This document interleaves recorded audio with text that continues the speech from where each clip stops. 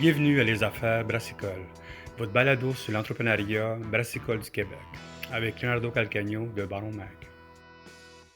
Bonjour tout le monde, ici Leonardo Calcagne, les Aves Brassica. J'espère que vous allez bien et que, écoutez, j'espère que vous allez bien parce que la vie va vite, l'industrie, comme vous avez vu sur notre site, va extrêmement vite avec les news quotidiens. J'ai calculé qu'on est en train de faire 5 à 15 news par jour, à peu près tellement que ça va vite. Il y a plein de choses qui arrivent. Euh, ce podcast, bien sûr, est commandité par la Gandino Malt. Si vous avez besoin du malt québécois pour les brasseries puis les distilleries, contactez inomalt.ca pour avoir toutes les informations là-dessus. Puis bien sûr, si vous êtes un brasseur ou un distillateur, à chaque mois, Inomal vous invite à visiter l'usine à Bécancour. Moi, je suis allé le faire, c'est vraiment impressionnant. Puis bien sûr, vous allez en ligne ou sur Baron Mag pour avoir plus d'informations. Mais c'est encore tout le monde de booker notre conférence qui s'en vient, le forum qui s'en vient. On a déjà une train de parler avec du monde international. C'est intéressant déjà. Disons que tout ce que je peux vous dire, c'est on va parler de la vente internationale. Il y a du bon monde déjà qui vont embarquer là-dedans. Soyez là-dessus. Aujourd'hui, on parle avec monsieur Jonathan de, Ciboire, comme vous le connaissez. Et je pense qu'on parle avec lui une fois par l'année, je pense, on parle avec lui. Puis, il y a toujours des bonnes affaires avec Ciboire. Moi, j'ai toujours aimé cette brasserie-là parce que, tu sais, ils se développent beaucoup, ils font des bons mots, ils font des mots un peu partout. Puis c'est comme c'est comme quelqu'un qui pense beaucoup à ça, puis j'aime pas parler avec lui parce que c'est beaucoup d'analyse. Depuis un bout de temps qu'on parlait avec lui, il nous avait parlé d'un projet assez fou de se lancer en France, dans le côté des Pyrénées. Puis, dans le temps qu'il m'avait dit ça, c'était comme: «OK, la cage est en France, il y a d'autres produits qui s'en viennent, puis si boire, why not?» Ça, c'est un beau produit, ça pourrait fitter avec ça. Puis, c'était weird, et j'ai parlé avec des cibleurs français qui me disaient qu'ils avaient besoin de brasseries québécoises dans ce coin-là parce qu'ils sentent que les bières québécoises, c'est du premium dans ce coin-là, dépendant des brasseries, bien sûr. So, aujourd'hui, on parle avec Jonathan, une petite entrevue vite, vite pour parler un petit peu de ce projet-là. Si vous avez des questions, envoyez-nous un courriel à leonardo@barnumag.com. Puis bien sûr, salut Jonathan, comment ça va? Salut Léo, ça va? Merci. Écoute, man, Jonathan, quand tu m'as envoyé un texto, on s'avait parlé il y a longtemps de ce projet-là, qui était dans les branches un peu là-dedans, puis maintenant tu es prêt à annoncer à tout le monde ton nouveau bébé en France. Je te laisse parler, ça mon Ouais, ben, c'est ça. Écoute, projet pas très, disons, typique pour le ciboire, là. Tu sais, c'est pas une ouverture d'une nouvelle place au Québec. C'est un projet sur lequel on travaille depuis plus de 3 ans, là. Ce fut complexe pour plusieurs raisons, mais ouais, on va ouvrir une microbrasserie en France. Ça va être situé dans les Pyrénées, donc dans le sud de la France, collé sur la frontière espagnole, là. Fait que c'est dans les Hautes-Pyrénées, un lieu qui est tout à fait extraordinaire, un endroit où passe le Tour de France à toutes les années. Il y a plusieurs cols mythiques dans ce coin-là. Fait que, il y a euh, plusieurs, euh, plusieurs choses qui nous ont attirés à aller là, mais tu sais, de façon bien transparente. On ne s'était pas fait un plan d'affaires, dire bon, mais qu'est-ce qu'on ferait bien maintenant? On va aller à l'international, puis on va choisir la France. Tu sais, ça a été plus un concours de circonstances que l'un des propriétaires du ciboire, son frère est en France depuis une vingtaine d'années. Puis il est en couple avec une Française là-bas, ils ont une famille, puis eux, il y a quelques années, se sont installés dans les Pyrénées, puis ils ont une ferme maraîchère, une ferme de montagne. Puis lui, Dominique, qui s'appelle, le Québécois qui est là-bas depuis 20 ans, il a demandé, il se demandait comme quoi faire de projet pour continuer comme prochaine carrière, étant donné que lui, il est issu du domaine. Il était guide de vélo pour une compagnie américaine qui organise des voyages pour des cyclistes américains en Europe. Fait que lui était guide depuis très longtemps depuis cette compagnie, pour cette compagnie-là. Puis là, il voulait délaisser ça pour se rapprocher des enfants qui grandissaient. Fait qu'il a dit: «Qu'est-ce que je ferais bien?» Fait qu'il a parlé à son frère, puis il a dit: Pourrais-tu être possible un ciboire en France?» Fait que là, son frère nous en a parlé puisque lui, il est pas dans les opérations quotidiennes. Il a dit: «Vous, qu'est-ce que vous en pensez?» Bon, on a dit: «Écoute, pas impossible, c'est trippant comme projet, tu sais, on est un peu, extrême, souvent dans notre façon de réfléchir les choses». Fait qu'on s'est dit: «On va aller voir».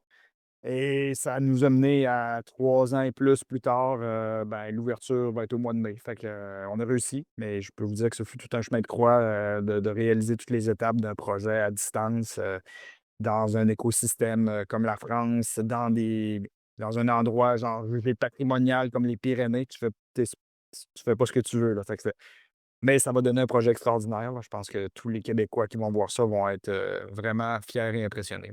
Si vous m'avez donné, est-ce que vous avez le c'est où la Ouais, c'est la ville s'appelle Estain, là, Estaing, puis, c'est juste au sud de Lourdes. Lourdes qui est une ville quand même un peu connue, là, disons la ville la plus connue autour de par, son côté, Melek? pèlerinage religieux, là, exactement. Fait que c'est peut-être à une trentaine de minutes de Lourdes, c'est perdu dans les montagnes, c'est un petit village de 85 habitants, mais l'été, il y a beaucoup de tourisme à cause du Tour de France, du vélo de façon générale, à cause du GR20, là, le fameux sentier de marche, passe, dans la cour de la brasserie. Puis il y a un petit lac qui est là, le lac d'Estaing, là, j'exagère, mais ça ressemble à un mini lac Louise un peu. Fait qu'il y a beaucoup de Français et de touristes, européens qui se déplacent là l'été pour aller voir, ce lac-là. Fait que là, maintenant, il va y avoir, une brasserie, une microbrasserie québécoise, française, mais d'origine québécoise qui va être sur place. Et on va pouvoir accueillir les gens pour, c'est un mini pub là, de 20-30 places. C'est plus le site extérieur qui est très inspirant, là. Si on avait un peu en tête, là, je ne veux pas dire ça fait pas très humble, là, mais vous allez comprendre, si on avait un peu en tête Hill Farmstead, là, que, tu sais, pour aller là-bas, tu te déplaces, c'est une destination, tu arrives là, il y a un beau site avec de la place où ce que tu peux prendre ta bière sur le terrain, tu as les montagnes, c'est beau. Ben ça ressemble un peu à ça, mais c'est pas les montagnes, du Vermont, c'est les Pyrénées. Fait que tu te vires de tête puis qu'il y a de la neige au sommet, c'est 365 jours par année, c'est quand même tout à fait extraordinaire, là. Belle plage. Moi, j'ai vécu en Espagne, à côté catalan, so en Catalogne, si vous allez souvent à ce là dans les Pays basques, ça je suis espagnol dans tout ce coin-là. Alors, en tout cas, il y a plein de questions, même comment que c'est quoi c'est la grosseur? Est-ce que vous allez brasser là-bas ou ça? Est-ce que vous c'est quoi le sol d'investissement que tu as là-bas? Est-ce que c'est 100 vous autres ou c'est moitié-moitié avec la France? C'est Ouais, quoi que on est moitié-moitié avec nos partenaires là-bas. C'est une brasserie de grosseur, je dirais, on a un kit en ce moment pour faire du 1000 hectos, puis on peut monter jusqu'à 2000, mais avec une capacité il y a possibilité de rajouter un autre bâtiment où ce qu'on pourrait grossir un peu plus, mais c'est pas tant ce qu'on a en tête, là. Et il y a une encanneuse là-bas, fait que, tu sais, évidemment, on souhaite vendre le plus possible de volume sur place, mais on va devoir, tu sais, l'hiver, pas dire l'hiver sera long, là, mais, tu sais, notre but, c'est de rentrer notre bière dans un périmètre de je sais pas là, 100 kilomètres autour, que ça puisse devenir comme la bière locale, que les gens vont consommer. Et puis c'est ça, là, on a super de beaux kits, on va brasser là-bas, certains de nos produits d'ici. Il va y avoir des nouvelles produits, ben, des pas dire des exclusivités, mais des produits qui vont avoir été développés là-bas, fait que ça va être, tout est à faire là, on commence et on va s'ajuster en cours de route, mais pour l'instant, c'est ça l'esprit un peu derrière. mais le site général, nous autres, on en parlait souvent avec du monde, de la distribution à l'extérieur, tout ça, la mise en place. Puis, on des conseils, on dit tout le temps aux gens, il faut être là, en place, parce que c'est la business.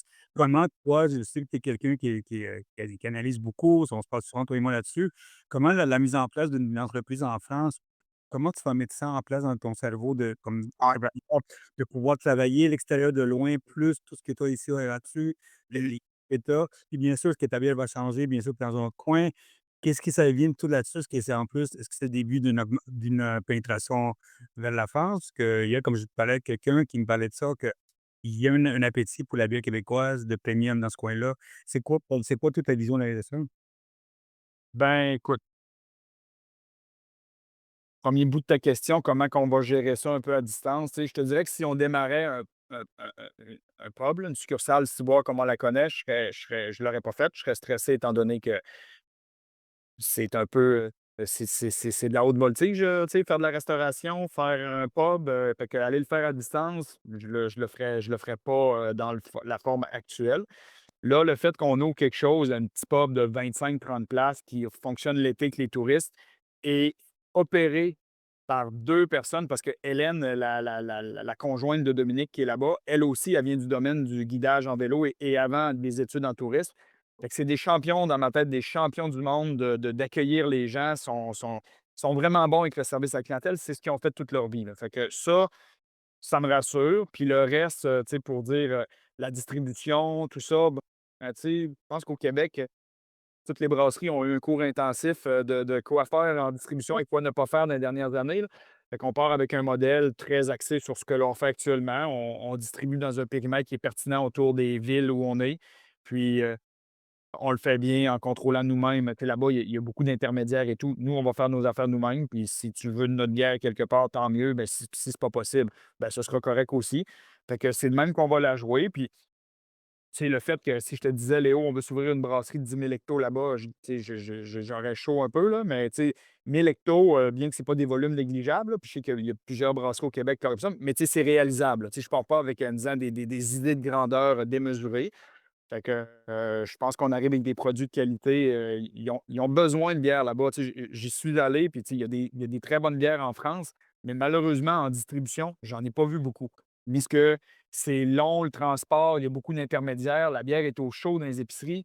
Nous, on va la jouer tu sais, à la ciboire au Québec, là. On contrôle notre chaîne de froid de A à Z. On marchandise nous-mêmes, on livre nous-mêmes. C'est ce qu'on va faire. Puis moi, je pense que pour prendre l'expression des Français, je pense que ça va cartonner, là. Dans ma tête, là, c'est ce qu'on veut faire un peu, c'est, je veux pas dire l'alchimiste d'il y a, tu sais, 10-15 ans ici, mais quand est-ce qu'elle arrive, la bière? Quand est-ce qu'elle arrive, la garnotte, la double IPA dans le frigo, là? Tu sais, je pense que de ce que j'ai vu, de ce que j'ai perçu, de ce qu'on a fait goûter là-bas, parce que nos produits, on les a fait goûter, Heu, c'est ça, les gens ont vraiment le goût d'avoir de ce genre de produits-là. Puis on va s'adapter, là, tu sais, le reste, c'est de l'entrepreneuriat. À un moment donné, il faut plonger, puis tu le fais quand tu y crois. Fait que j'ai pas toutes les réponses, mais puis tu sais, tu disais, je pense en terminant ta question, est-ce que c'est le début d'un plan plus grand pour la France? Ben, tu sais, who knows, peut-être, je l'ai pas en tête de façon très transparente. Je me dis pas: «Hey, oui, quand est-ce c'est la prochaine?» C'est là, je pense que c'est le site un site extraordinaire pour établir la marque, pour, tu sais, pour qu'elle signifie quelque chose en France, mais pas on n'est pas sur, les Champs-Élysées, là. Fait que, tu sais, il y a quand même un nombre limité de personnes qui vont voir la marque. Fait qu'on va voir comment ça évolue, puis si on voit qu'il y a une bonne réponse, ben, on se posera plus de questions, mais sans partenaire, comme je te disais, j'irai pas me partir, une brasserie à Bordeaux puis une brasserie mais tu sais, ça demeure que on a déjà des gens qui nous en ont parlé de quand est-ce qu'on ouvre dans telle ville, puis telle ville. Puis, tu sais, on a du staff ici, on a des Français qui disent: «Hey, moi, quand tu es prêt, je vais aller en ouvrir un à Bordeaux», tu sais? Fait que, on verra où l'avenir nous emmène. C'est ça l'entrepreneuriat. Puis, ben, ouais, on est avant tout des entrepreneurs avant d'être des gestionnaires. Fait que c'est dur des fois de nous tenir attachés sur les projets. Mais il n'y a rien de planifié en ce moment. Puis notre plus gros défi, ben, c'est de réussir à faire le dessin en France, là, parce que c'est complètement nouveau. Puis Est-ce que le lien de le vélo, pour toi, c'est important? Je vois du temps dans ton préféré. Définitivement, là, définitivement, Léo, que, tu sais, s'il n'y avait pas eu beaucoup de cohérence, à un moment donné, tu te dis: «C'est beau de risquer, ses billes puis de» mais oui, tu sais, c'est un site mythique pour le vélo. Pour nous, le vélo est important. On a une grande clientèle vélo. Ça va, tu sais, ça consolide un peu notre, tu sais, c'est sûr que le tripeux de bière du Québec, de bière de microbrasserie qui aime le vélo, qui connaît Ciboire, regarde ça puis il dit: «C'est sûr qu'il a le goût d'aller là-bas». Parce que là-bas, tu sais, il y a du logement, tu sais, il y a un Airbnb, tu peux aller puis passer du temps. Puis les 2 opérateurs là-bas, c'est des guides, 4 étoiles de vélo. Fait que, tu sais, on l'a en tête le projet, puis oui, ça va tourner autour du vélo, puis ça va être extraordinaire. Est-ce qu'il y a une façon, comment le Ciboire Québec, le Ciboire France vont travailler ensemble? Est-ce qu'il y a des nouveaux produits qui s'en viennent? Est-ce que vous avez fait un peu comme tu dis, le côté touristique à un côté de l'autre? Quelles sortes de marketing tu conseilles déjà à penser et faire ensemble déjà? Ben, tu sais, j'ai l'impression que le côté un peu champêtre du site là-bas, là, tu sais, va apporter. C'est la dernière affaire qu'on veut au Québec, même si on a ouvert quelques succursales, c'est d'avoir l'air d'une grande chaîne qui fait que, tu sais, je pense que, ce côté-là, vient bien appuyer notre côté comme un peu, comme on dit, nous, à l'interne, tripeux puis enraciné, là. Tu le fait qu'on fait un projet qui est encore groundé sur, l'artisanat et tout. Fait que ça va être important. Je pense que ça va nous apporter ça. Puis c'est, sans dire trop, d'exclusivité, tu sais, on là-bas, c'est une ferme, maraîchère, mais qui est spécialisée en fleurs comestibles. Fait que, tu sais, c'est sûr qu'on a un produit qui va sortir avec des fleurs. Ce serait le fun que ça puisse, se transférer au Québec aussi comme produit, pas en exportant, mais peut-être juste les fleurs, sans la bière au complet. Fait que, tu sais, on aimerait ça que oui, ça vienne teinter notre ADN, là, parce que maintenant, on est rendu avec un petit frère en France, puis, tu sais, et on va le faire vivre comme le reste et il va influencer le reste de la famille, là. Fait que, nous, ça nous fait triper, puis c'est justement ça. Aussi bon, on est tripeux, tu sais, on a fait l'usine école, une brasserie sur le campus universitaire, on a un hub, au Vélodrome à Bromont, tu sais, on essaye de faire des affaires qui nous font triper, tout ça, ça nous fait triper. Fait que ça va paraître sur tout le reste, il y a pas de doute. Comme puis côté, tu sais, il y a un côté ADN, bien sûr, qui va changer un petit peu avec vous autres, il sera teinté, comme tu dis, de ça. Toi, quand tu es allé en France, tu as vu comment l'industrie française de ton coin à toi? Pas toute la parce que France, c'est compliqué, je sais pas si c'est compliqué, mais ton coin à toi, l'industrie en soi, qu'est-ce que les défis qu'il y a là-bas? Tu sais, j'ai vu, il y a des fermetures un peu partout. Mais toi, quand tu rentres au moins, le monde qui travaille là-bas, la microbrasserie, tu as le côté vignoble. La France, c'est 2 500 et plus microbrasseries, là. Fait qu'il y en a vraiment beaucoup. Fait que par capita, il y en a à peu près comme au Québec. Mais il y a vraiment beaucoup de mini brasseries. Tu sais, du 500 hectos et moins, mettons.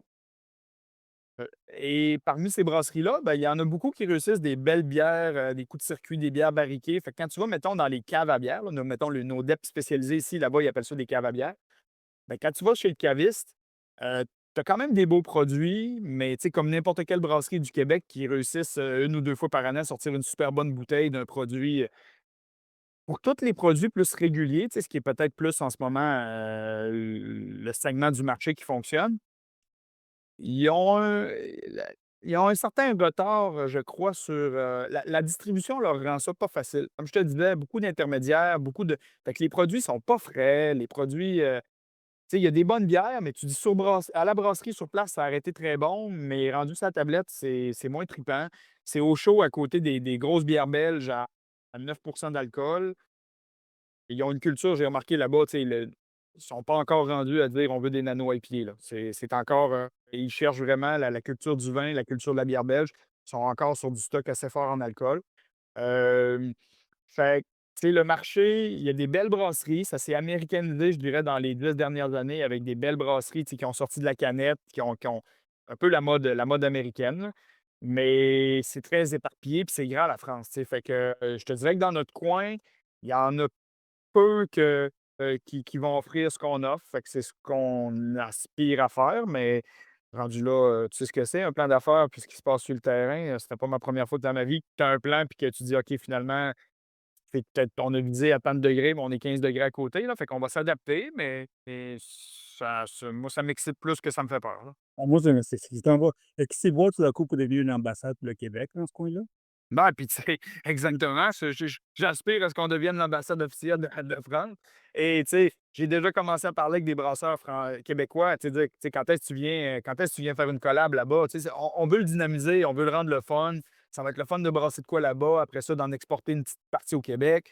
Tu sais, ça va être un beau terrain de jeu, là, fait que, exactement. L'ambassade brassicole officielle, Léo, Dis-moi le feeling, mais parce que pour moi, c'était comme tout le monde voulait distribuer en France, mais moi, dans ma tête, moi, tout le temps, il faut que tu sois là. Il faut que tu aies un point assez, puis je pense que c'était ça. Écoute, il y a plein de choses à te raconter. Je sais que tu as un meeting dans pas long. Écoute, number one, félicitations pour ça. ben, merci. Des milliers de questions demandées. Je pense qu'il faut qu'on fasse un number two parce que c'est avoir les questions. Euh, Félicitations encore aussi pour le CA, pas dans le CA de la MBQ. Je sais que tu es dans quelle section tu es impliqué dans la MBQ? Ben, je suis administrateur, j'ai pas de poste d'officier, en soi, mais je suis sur le board avec eux, puis je trouve que c'est important. Des fois, on chiale que l'industrie va mal, mais je veux dire, des fois, il faut s'occuper de l'industrie aussi. Fait que donner du temps comme ça, pour justement le milieu, ben, je pense que ça peut aider à influencer les choses parce que si on fait juste dire qu'il y a des nuages noirs au-dessus de l'industrie, puis qu'on se renfrogne tout dans notre business, puis qu'on on, tu sais, on est négatif, regarde, ça avancera pas tout seul. Fait que des fois, ben, j'avais été sur le CA de l'MBQ il y a 5 6 ans, pendant 5 6 ans, mais là, j'avais pris une pause à cause des enfants plus jeunes. Là, c'est important pour moi de redonner à ce bout-là parce que, ben, c'est notre industrie, puis on a beau chialer qu'on vend moins puis que l'alcool, le monde en prenne moins, ben, ça ne changera pas tout seul. C'est avec des bonnes personnes qui se rassemblent, qui ont des bonnes idées qu'on peut changer les choses. Fait que, ouais, je trouve ça le fun que tu le soulignes parce que c'est pas tout le temps facile d'avoir des meetings aux 5 6 semaines dans son agenda pour ça, mais c'est important. C'est vraiment important. Bien sûr, moi, number one, il y a quelqu'un qui m'a déjà dit, je peux pas dire son nom, il m'a dit: «Si tu veux que ça change quelque chose, il faut que tu sois impliqué». Ouais, ben, c'est ça. Exactement. Ça, c'est ça. Mais écoute, Nathan, félicitations. Je te laisse aller à ta rencontre. Félicitations pour ça. Écoute, ça fait longtemps que je le savais, ça me gossait, je voulais le dire, mais je suis content qu'enfin elle le dise. J'ai hâte Merveilleux. dans pas long, on a un communiqué de presse, qu'on voit des photos, on voit tes affaires, ce que tu te vas en France, ces affaires-là. Ouais, tu vas tout avoir, ça va être extraordinaire, tu vas tout voir de quoi ça a l'air. Ça va être, j'ai hâte que les gens voient ça. Des fois, je dis, puis tu sais, encore là, ça fait pas 13 ans. Ça va être une des tu sais, moi, je serais arrivé là en faisant, mettons, du hiking, puis sans trop savoir débarquer là. C'est sûr, tu te dis: «C'est une des plus belles microbrasseries au monde», là. C'est perdu dans tu sais, c'est incroyable, là. C'est comme je dis: «Si tu prends le Farnstead, tu rajoutes des montagnes avec de la neige, puis des lacs, au tu sais, verts, c'est fou, là. Fait que les gens regarderont les photos, puis j'espère qu'ils regarderont pas juste les photos, qu'ils viendront faire un tour, parce que le nombre de clients, parce que nous, on en a parlé des fois un peu de notre clientèle, le nombre de clients qui m'ont dit qu'ils y allaient, il y a déjà du monde qui a acheté leur billet d'avion pour l'ouverture, là. Fait que, tu sais, ça va créer, je pense, du rêve puis du beau dans une industrie qui en a besoin en ce moment. Ben, merci beaucoup, Jonathan, puis bien hâte qu'on se parle de plus de ça, puis encore félicitations pour ce nouveau projet. Comme si peut-être c'est une ambassade du Québec, Brassicole, n'avance ça. Yes, puis on se reparle dans 6 mois, pour que je te dise, ben, finalement, à combien de degrés on avait tiré à côté de la cible. On va peut-être être rendu qu'on dit: «Léo, c'est une catastrophe. Léo, ça a été extraordinaire. Regarde, ça va être intéressant à suivre, je pense». Fait que, on s'en reparle. Excellent, merci beaucoup. C'est beau? Merci beaucoup à Jonathan d'avoir annoncé ce nouveau projet qui était vraiment intéressant. Si vous avez des questions, bien sûr, envoyez un courriel à la gang de Ciboire pour avoir plus de comment partager, travailler avec eux autres, tout ça. Baron Mag, comme vous savez, on a eu des petits cols ces jours-ci. C'est pas ce qu'on annonce. Baron Mag va devenir en anglais aussi. Il y a une section anglophone qui va embarquer là-dedans. La section pro grandit beaucoup. So, si vous avez quelques difficultés à vous connecter, on travaille là-dessus, don't worry. La section pro a grossi plus qu'on pensait. Puis la section anglophone s'en vient. On va annoncer dans pas long nos nouveaux partenaires en Ontario, au Vermont, puis au Canada anglais. Il y a plein de choses qui s'en viennent. Abonnez-vous à Baron Pro, abonnez-vous à notre infolette. Et merci à tout le monde. Et bien sûr, ce podcast est commandité par Dynamalt, Brasseur ou Distillacor. Allez chez Dynamalt québécois, c'est très important qu'on achète qu'est-ce qu'il y a ici. Puis bien sûr, si vous êtes un membre de l'industrie, vous voulez visiter une fois par mois comment ça s'appelle ça, l'usine à Bécancour. Nous autres, à chaque jour, on annonce les journées que vous pouvez faire ça. Merci beaucoup et à la prochaine.